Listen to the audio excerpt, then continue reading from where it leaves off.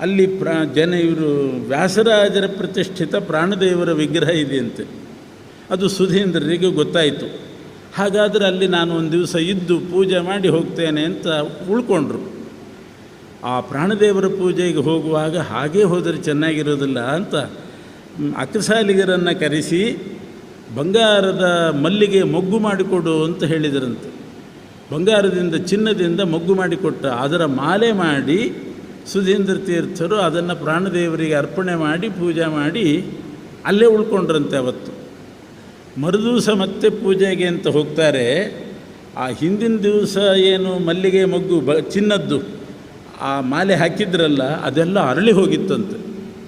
ಅಲ್ಲ, ಗಿಡದ್ದಾದರೆ ಅರಳುತ್ತದೆ, ಚಿನ್ನದಿಂದ ಮಾಡಿದ್ದು ಅರಳಿತ್ತಂತೆ. ಎಲ್ಲಿಯಾದರೂ ಉಂಟ? ಮತ್ತು ಅಕ್ಸಾಲಿಗರೇ ಬರಬೇಕು ಅರಳಿಸಲಿಕ್ಕೆ, ಕಟಿಂಗ್ ಪ್ಲೇಯರ್ ಹಿಡ್ಕೊಂಡು. ಇದು ಇವರು ಪೂಜೆಗೆ ಹೋಗುವಾಗ ಅರಳಿತ್ತಂತೆ ಅದು.